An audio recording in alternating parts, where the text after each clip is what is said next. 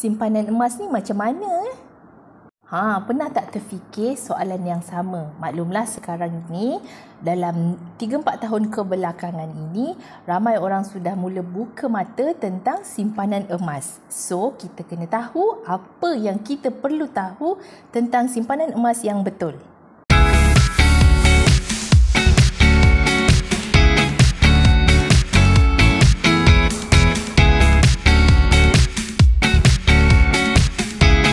Assalamualaikum warahmatullahi wabarakatuh dan salam sejahtera. Kita jumpa sekali lagi dalam video terbaru saya. Okey, untuk video kali ini saya nak berkongsi tentang tiga prinsip menyimpan emas.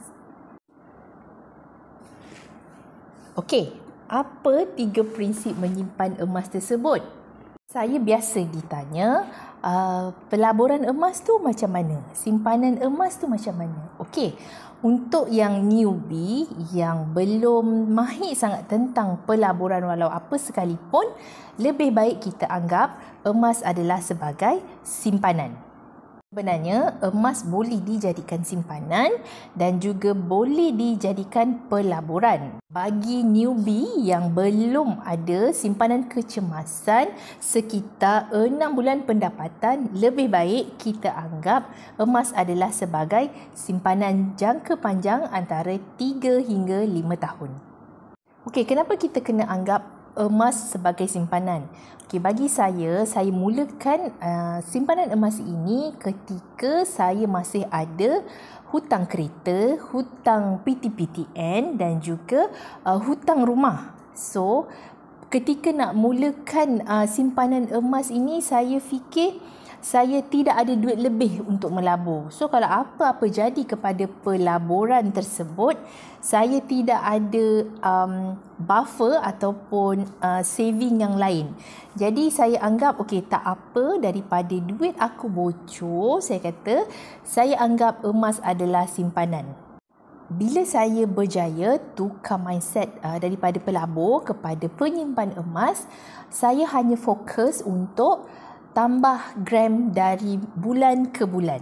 Contohnya, kalau macam bulan ini saya mula dengan simpanan 1 gram, bulan depan setiap kali gaji dan bulan-bulan seterusnya saya akan pastikan saya tambah simpanan saya 1 gram. Sebab daripada situ kita boleh nampak pertambahan bilangan gram yang kita dah berjaya kumpul. Okey, prinsip yang kedua yang penting dalam menyimpan emas ialah kita beli dan kumpul emas dengan guna income kita, bukan duit loan. Okey, kita tahu dan saya percaya kepada sesiapa yang dah mula memerhatikan pelaburan emas ini, dia akan tahu ada ketika harga emas naik, ada ketika harga emas turun dan ada ketika harga emas tu stagnan. Dia bergerak sideways ataupun sama je. Mungkin perbezaan RM1 atau RM2 sahaja dari hari ke hari. So, maksudnya kalau kita beli emas dengan duit loan, tak kisah sama ada harga emas naik ataupun turun, kita terpaksa membayar semula duit yang kita dah pinjam untuk beli emas. Berbanding kalau kita guna duit gaji ataupun income yang kita ada di tangan untuk beli emas, kita akan lebih tenang dan peace of mind lah. Sebabnya kita tak kisah dan kita tidak terikat untuk bayar balik duit pinjaman yang kita guna untuk beli emas. Kita beli dengan duit gaji kita.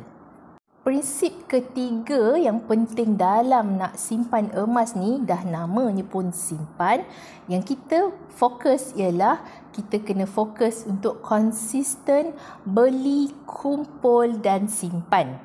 Maksudnya kita beli, kumpul dan simpan sebanyak mungkin yang kita boleh kumpul selagi terdaya kita nak kumpul tanpa terlalu risau dengan turun atau naik harga emas tersebut. Okey, bagi penyimpan emas, dia macam pelabur hartanah, okey.